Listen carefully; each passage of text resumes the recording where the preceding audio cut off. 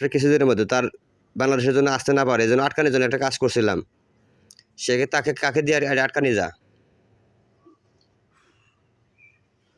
আসার কথা ছিল, আসবে নিয়ত করছে, গাড়ি মানে বাংলাদেশে আসবে এরকম প্রোগ্রাম চলছে, যেন আসতে পারে না, না আসতে পারে। আরেকটা দেওয়া লাগবে, দেও। ওইখানে দিতে হবে, আমাদের কোনো সমস্যা হবে না। প্রধান তো আছে। তাহলে দাও, আরেকজনকে দাও না। এখন আপনার কি সমস্যা হবে? এখন আপনার সাথে শঙ্কর, হ্যাঁ তারপরে শিব দাদা আছে। আচ্ছা, তাহলে একজন দাও, দিয়ে দাও। খালি পাঠাইতেছেন, হ্যাঁ এভাবে পাঠাইলে হয়? দেহর নিয়ম জানেন না? তাদের দেহকে বোঝাই আপনি পাঠান। তাদেরকে খাবার দিতে হয় না, খাবার দিয়ে পাঠাইতে হয়। আচ্ছা, পরে এই বিষয়টা আমি পরে কথা বলতেছি, হয়তো সাদ্দাম আসলে পরে কথা বলতেছি। হ্যাঁ তাহলে এই আমি একটু বাসা হুজুর তোমার কাছে জানতে চাইছিলাম, এই আমার সামনে যে একজন শিষ্য আছে, ওনার সাথে ওনার আসনে কোনো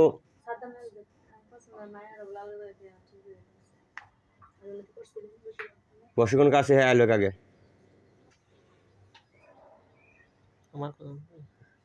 নাম বলতে সমস্যা নাই, তোমার নাম কি?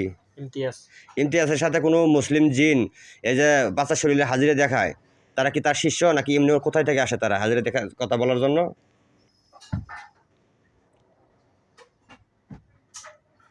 হাজিরে যে দেখায়, হ্যাঁ শিষ্য কি বানায়েছে? না, তাহলে এমনিতে আসে। এমনিতেই আসে না।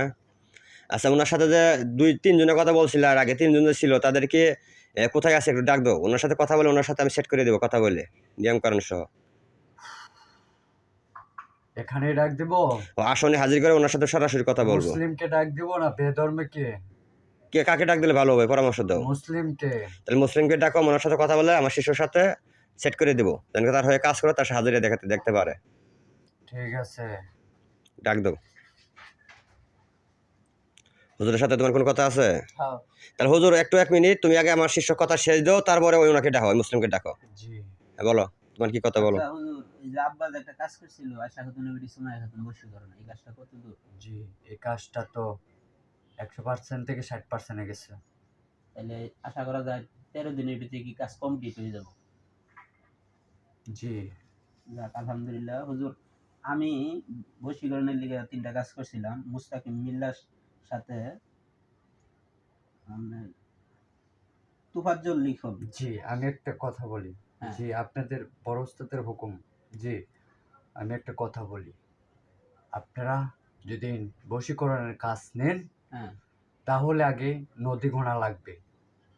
বুঝতে পেরেছেন? হ্যাঁ আপনার কাছাকাছি হলে বশীকরণের কাজটা দ্রুত হয়ে যাবে। হ্যাঁ আর যদি আপনি দূর থেকে করেন, আপনি খেয়াল করবেন আসতে যেতে নদী পড়ে কিনা।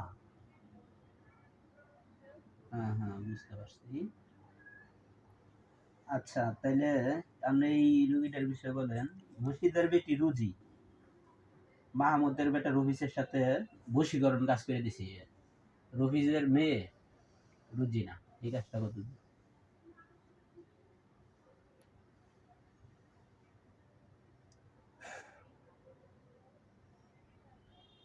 শরীর বন্ধ ছিল না? হ্যাঁ কেটে দিছি, শ্মশান কাটা দিছিলাম। শ্মশান কাটা দেওয়া হয়েছে। কাজটা যে বারবার সমস্যা হচ্ছে কেন? তাহলে একটু ভালো করে তদন্ত করেন তো কি কারণে সমস্যা হচ্ছে। কাজটা লেগে যায় যায় ভাব, হ্যাঁ এই কাজ লেগে না। এটা কারণ কি হুজুর? এটা কিসে যে কারণ সেটা তো বলতে পারতাছি না, আমি ভিতরে ঢুকতে হইব। শরীর বন্ধ এখনো আছে? শরীর বন্ধ আছে কিনা দেখতে হইব। দেখেন।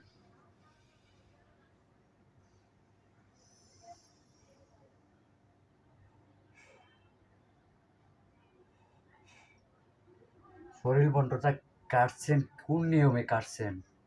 করাত কাটা দিয়া শ্মশানে। করাত কাটা শ্মশানে?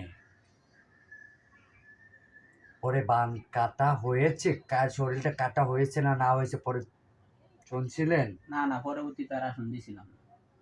শোনা লাগে না? না শুনে আপনি কাজ করলে কিভাবে হবে? এখন কাটা হয়েছে না? কাজটা এখনো কাটা হয়নি, কিভাবে কাটে? তাহলে এটা কোন নিয়মে কাটা লাগবে? আপনি বলছিলেন যে শ্মশানে যে কাটা। শ্বসনে যে কাটা, ঠিক আছে, হ্যাঁ। আপনার কাটা হয়নি, হইলে তো কাজটা হয়ে যেত। কাটা না হওয়ার কি মন্ত্রেতে কোনো ভুল ছিল নাকি এমনি অন্য কোনো অন্য কারণ ছিল, অন্য একটা ধ্যান ছিল। অন্য ধ্যান ছিল? যা কাজ করবেন নলেজে রেখে কাজ করবেন। একটা কাজ নিয়ে বসছেন, ওই দিনেই থাকতে হবে।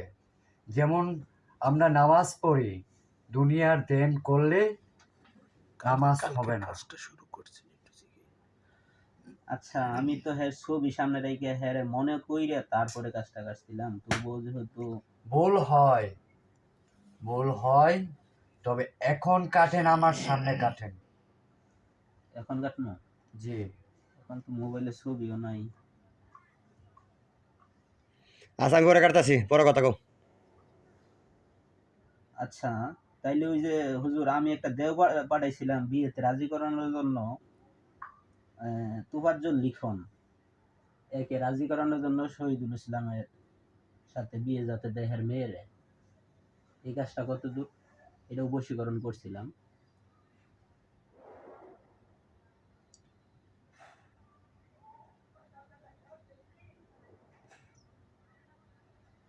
এটা সফল হতে পারবা।